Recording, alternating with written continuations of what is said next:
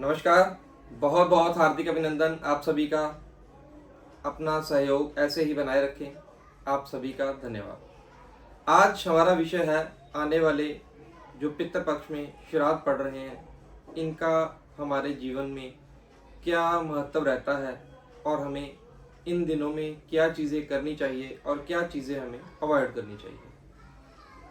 आप सभी से एक विनम्र निवेदन, इस वीडियो को पूरा देखिएगा अंत तक और बीच में स्किप बिल्कुल भी मत कीजिएगा। बहुत ध्यान से देखिए, यह वीडियो आपके लिए बहुत ही महत्वपूर्ण होने वाली है। 17 सितंबर से हमारे पितृपक्ष स्टार्ट हो रहे हैं जो कि 2 अक्टूबर तक चलेंगे। शुक्ल पक्ष की पूर्णिमा से लेकर अश्विनी अमावस तक यह पितृपक्ष रहेंगे। 17 सितंबर को हमें श्राद्ध जो शुरू होंगे, पूर्णमासी का श्राद्ध पहला श्राद्ध रहेगा। हमें सभी श्राद्धों का जो महत्व है पहले उसे समझना चाहिए कि पितृपक्ष क्या होते हैं और क्या हमारे जीवन पर इनका इम्पैक्ट रहेगा। जो पितृपक्ष है इसका मतलब कि हमारे पूर्वजों का समय, यह जो 15 दिन होते हैं हमारे पितृ जो परलोक सिधार गए हैं उनके लिए यह दिन बहुत ही लाभकारी सिद्ध होंगे। यदि आपकी जन्म कुंडली में किसी भी प्रकार का कोई पितृ ऋण है, किसी भी ग्रह का आपकी कुंडली में यदि पितृ ऋण है तो आप उससे मुक्ति इन दिनों में पा सकते हैं। उसके लिए आपको किसी अच्छे ज्योतिषाचार्य से अपनी कुंडली का विश्लेषण करवाना चाहिए और उपाय लेने चाहिए। निश्चित ही आपका पितृदोष, आपको परेशानी जो आ रही है उससे संबंधित, मान लीजिए शुक्र का पितृ ऋण है तो शादी नहीं होगी, या शादी हो चुकी है तो शादी में खराबियां देखने को मिलेंगी। इससे निजात पाने के लिए आप शुक्र का जो पितृ ऋण के उपाय हैं अपनी कुंडली के अकॉर्डिंगली वह जरूर आपको करने चाहिए। ऐसे ही अन्य ग्रहों का भी पितृ ऋण हो सकता है। किसी भी प्लैनेट का पितृ ऋण अगर आपकी कुंडली में है तो आपको देखना चाहिए और उसका पूर्ण विश्लेषण करवाने के पश्चात आपको अपनी रेमेडी करनी चाहिए। अब हम बात करेंगे कि जर्नली हमें इन दिनों में क्या करना चाहिए। यदि हम अपने पूर्वजों को चाहते हैं कि उनकी आत्मा को शांति मिले, उनका जो लोक है उसमें उन्हें उन्नति मिले, यानी कि जिस लोक में भी है उसे अच्छे लोक में वह जाएं, तो हमें गीता के अध्याय का रेगुलर पाठ जरूर करना चाहिए। यदि आप पूरी गीता नहीं पढ़ सकते हैं तो आपको कम से कम 7वां अध्याय और 18वां अध्याय जरूर इसका अध्ययन करना चाहिए।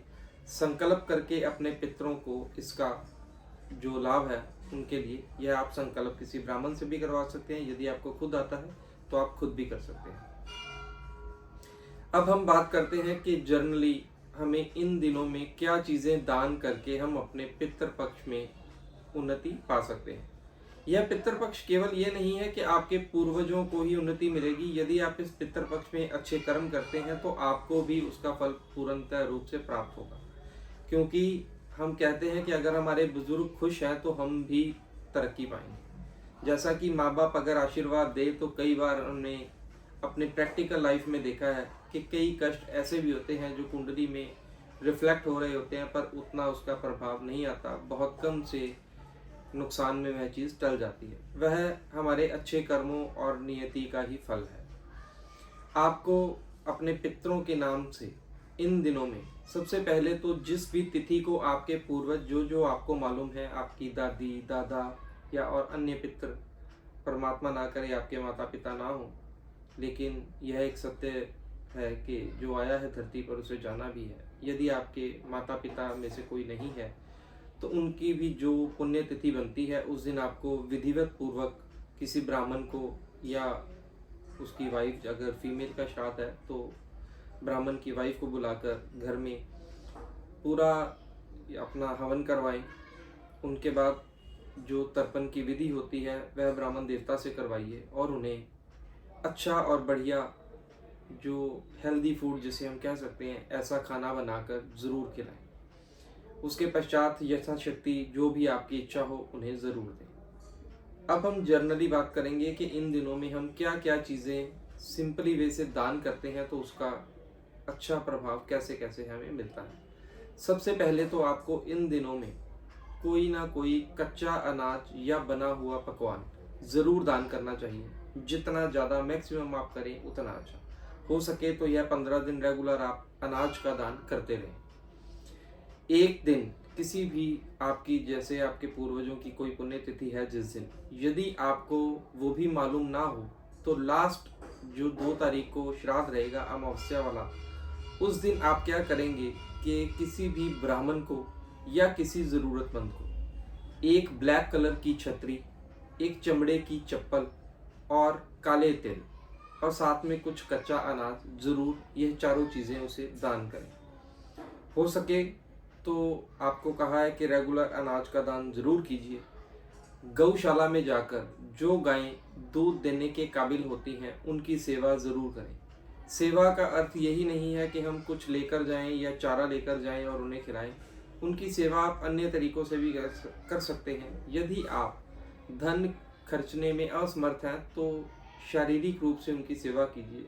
गाय माता को नहलाइए, धुलाइए, अच्छे से उनकी साफ सफाई करिए, गौशाला में जाकर सफाई कराइए। इनसे भी आपको उतना ही पुण्य प्राप्त होगा जितना कि आपको दान से प्राप्त होना है। गाय जो माता है उसमें हमारे 33 करोड़ देवी देवताओं का वास कहा गया है। हिंदू धर्म में सबसे ज़्यादा महत्वता इसीलिए गाय को दी जाती है। आज हम परेशान भी इसी कारण है कि हमने अपने पुराने रिचुअल्स को थोड़ा करना कम कर दिया है। आगे हमारे घर की जो पहली रोटी होती थी वह गाय माता के नाम की ही निकाली जाती थी और रात की जो आखिरी रोटी होती थी वह कुत्ते के नाम की। थोड़ा सा भोजन हम पक्षियों को भी डालते थे जिससे हमारे घर में सुख समृद्धि का वास होता था।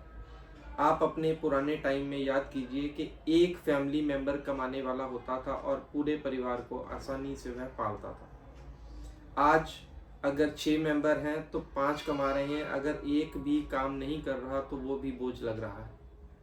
यह सब हम अपने रिचुअल्स को त्याग करने के कारण ही भोग रहे हैं।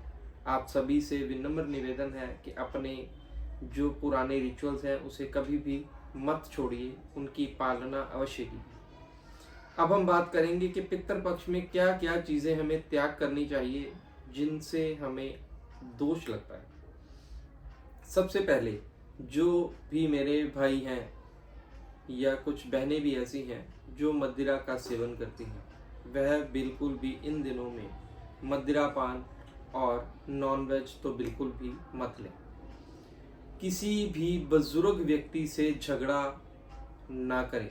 अगर आप किसी बुजुर्ग व्यक्ति से इन दिनों में झगड़ा भी करते हैं तो भी आप पितृदोष का ना चाहते हुए भी अपनी कुंडली में निर्माण कर लेंगे। कई चीज़ें ऐसी होती हैं जो हम प्रैक्टिकली ऑब्जर्व करते हैं, जिनका हमें प्रैक्टिकली देखने के बाद पता चलता है कि यह हमने कर लिया, इसका हमें क्या भुगतान करने में आया। आप सभी से विनम्र निवेदन है कि पितृपक्ष में इन सब बातों का ध्यान रखें। अन्य और भी पितृपक्ष की वीडियोस मैं भी डालता रहूँगा, उन्हें रेगुलर सुनते रहें। आपको कोशिश करूँगा जितना भी ईश्वर ने मुझे किंचित ज्ञान दिया है वह आप सब में बांटने की। यह पितृपक्ष आप सबके लिए फलित रहें, ऐसी ही हमारी मंगल कामना है। आप अपने बुजुर्गों के नाम से कुछ ना कुछ दान ज़रूर कीजिए। भगवान भोलेनाथ की असीम कृपा आप सब पर बनी रहे, ऐसी हमारी मंगल कामना है। एक विशेष सूचना, आप यदि किसी भी प्रकार से कोई आपके घर में किया कराया या कुछ ऐसा नेगेटिव सिम्टम है तो हमारे संस्थान में दिवाली के दिनों में, इन दिनों में एक पूजा स्टार्ट होने जा रही है। उसमें आपको धनवर्षा पोटली, एक नवग्रह चौकी और अन्य कई ऐसे सामान मिलेंगे जिससे आपके घर में किसी भी प्रकार की कोई नकारात्मक ऊर्जा सक्रिय है तो वह वहाँ पर नहीं रहेगी। आप इसके लिए हमारे नंबर पर संपर्क करके वह बुकिंग करवा सकते हैं। डिटेल्स आपको वहाँ पर मिल जाएंगी।